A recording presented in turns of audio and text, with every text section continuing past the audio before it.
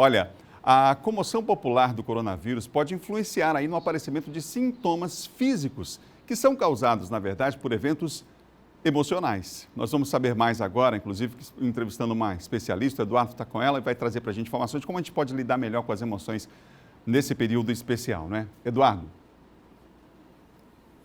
Pois é, Adalberto, a gente volta aqui ao vivo no Bom Dia Maranhão e isso é fundamental, viu, Adalberto? Principalmente agora em épocas de quarentena, mas isso é para todo mundo, para a vida toda, que esse lado físico acaba interferindo no emocional e vice-versa, o emocional, o psicológico acaba interferindo também na questão física, é o efeito da psicossomatização. E para falar mais sobre esse assunto, eu vou conversar agora com a psicóloga Evelyn Lindholm, que recebeu a gente para falar mais sobre esse assunto importante, Evelyn.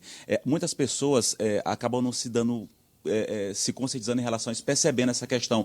Mas da forma como você reage, o seu lado emocional, o seu lado psicológico, interfere diretamente no seu lado físico e vice-versa, não é isso? Muito, porque na verdade assim, a gente acha que a gente consegue manipular nosso cérebro, né? Mas na verdade o nosso cérebro ele realmente percebe tudo que está acontecendo. Ele não interpreta como bom ou ruim, por exemplo. Ele interpreta como incômodo e não incômodo. Está incômodo emocionalmente, ele fica mandando recados para a gente de que as coisas não estão bem. Ele atrapalha a tua concentração, te deixa mais irritado, te deixa mais reativo. Não deu certo te dar essas reações emocionais, ele começa a te trazer reações físicas. Então, ele pode te trazer dor, diarreia, dor de cabeça, vômito, pode te dar uma série de sintomas físicos significativos para que você mude o padrão de comportamento.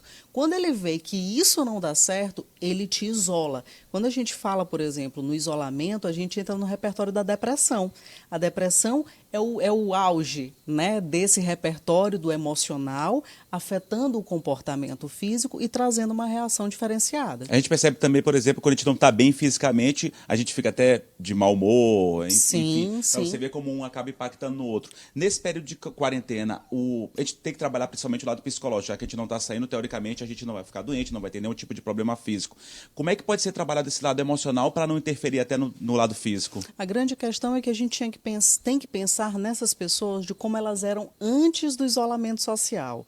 Por exemplo, a pessoa que ela já é retraída, já é uma pessoa que não tem muita interação, esse isolamento vai trazer para ela uma sensação até de conforto, né? Dizer assim, não, agora eu posso não ter a desculpa de ter que me relacionar.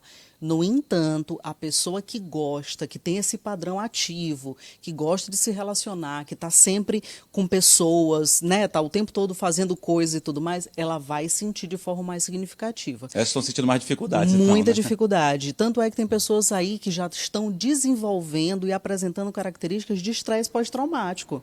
O estresse pós-traumático vem desse repertório de psicossomatização. E o que pode fazer? Ligar, telefonar para os amigos, família? Você não pode perder o contato. Se você é uma pessoa ativa, primeiro, mantenha uma rotina. Não fique nessa história do, eu vou acordar a qualquer horário, meu horário de acordar é 8 horas, mas agora, porque eu estou em isolamento social, eu vou acordar meio-dia e assim, eu vou trabalhar quando der vontade. Não. Mantenha a sua rotina. O seu cérebro, ele não necessariamente, apesar dele gostar do repertório de uma rotina, por exemplo, do sair de casa, do estar dentro do escritório e tudo mais, o cérebro ele gosta disso porque ele se sente mais seguro com rotina.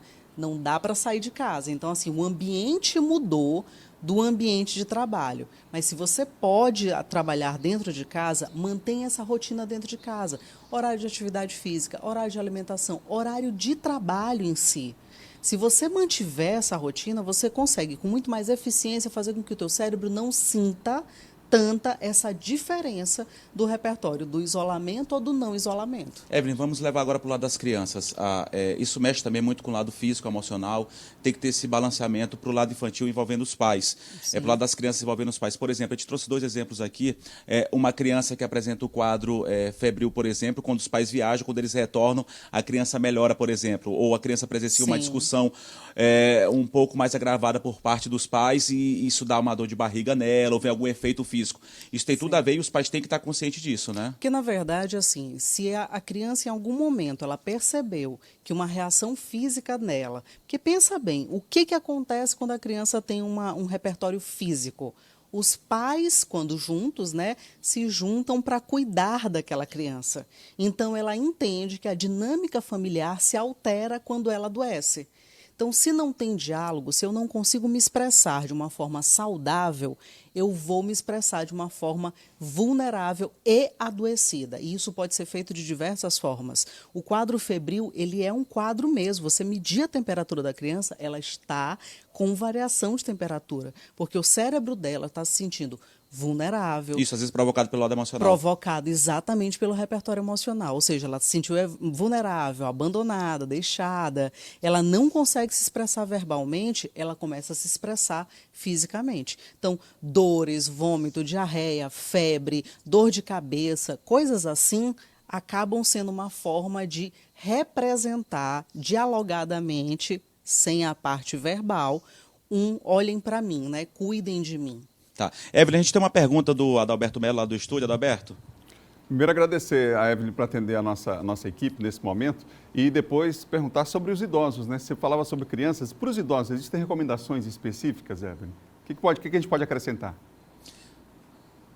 Ok, Adalberto. Ele agradeceu mais uma vez pela sua presença, ter recebido a gente para tratar de um assunto tão importante num momento tão delicado e perguntou a respeito dos idosos. A gente falou sobre as crianças, Sim. mas também os idosos estão de quarentena, pelo menos é recomendação para que as pessoas fiquem em casa, essas pessoas mais idosas, acima de 60 anos. Tem alguma recomendação direcionada a essas pessoas idosas?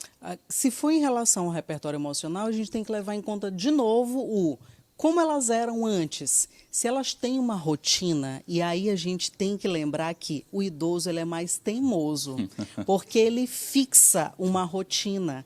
Ele não simplesmente define uma rotina, ele fixa. Aquilo para ele é assim, ele acorda às 6 da manhã, ele vai todos os dias lá comprar o pãozinho dele, ele volta, ele faz isso, ele coloca uma roupa para lavar. Ou seja, ele tem uma rotina, e essa rotina dele, para ele, é muito importante, porque traz para ele uma sensação de atividade, de utilidade. Então, os idosos não ativos, a gente não entra nesse repertório tanto porque eles já estão acostumados, eu vou botar aspas. Foi a questão que você falou quando a pessoa mais jovem tem uma vida ativa. Isso. No entanto, a gente tem uma classe idosa bastante significativa hoje no Brasil e bastante significativa e ativa. Não é simplesmente são idosos, eles são idosos e ativos. Que é importante, mas nesse momento tem que tentar manter a calma, né? É importante, só que, por exemplo, como é que você filho, você filha, sobrinho, sobrinha, vai controlar esse idoso que está acostumado, às vezes, a ser a matriarca ou patriarca dessa família, direciona comportamentos. Então, assim, é conversar, tentar conscientizar o que vocês puderem, na verdade, assim, proibir mesmo. Olha, o senhor não vai sair de casa, né? Eu vou no seu lugar, eu vou no supermercado, eu vou comprar pão de manhã, eu faço sua rotina. Se puder, né? Se você puder, tem um idoso e você puder fazer isso por ele, fazer essa rotina por ele, faça. Agora sim, você já mora com o idoso, né? Então você não está se expondo, você já mora com o idoso.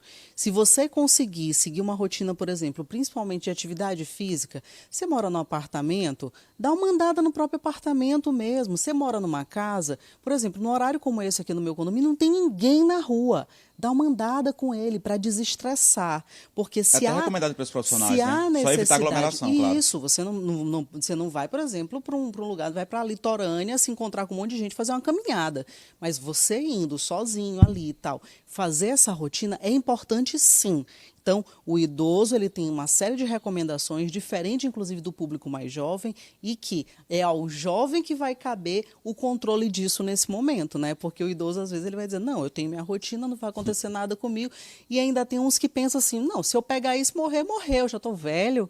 Eu escutei isso, inclusive, de uma pessoa idosa, né? Rapaz, se eu pegar, ó, já vivi o que tinha para viver e tarará, não vou deixar de fazer as coisas que eu tenho para fazer. No entanto, a gente tem que lembrar que esse idoso tem que pensar também na família, né? Não é só ele, né? É a família toda que vai estar ligada a esse idoso e que vai estar sofrendo também as consequências disso. Sim, claro, na vida dele e na vida de todos, Claro. Nesse momento tão importante, quando a gente tem que pensar na vida e na vida de todos a todo momento. Com certeza. Nesse momento ainda mais. Evelyn Lidholm, psicóloga, muito obrigado por ter recebido a gente e passar essas informações importantes, tá bom, Evelyn? De nada, gente. Bom dia para vocês. Obrigado, bom dia, Evelyn. A gente volta com você, Adalberto. Obrigado, Eduardo. Obrigado à nossa entrevistada também.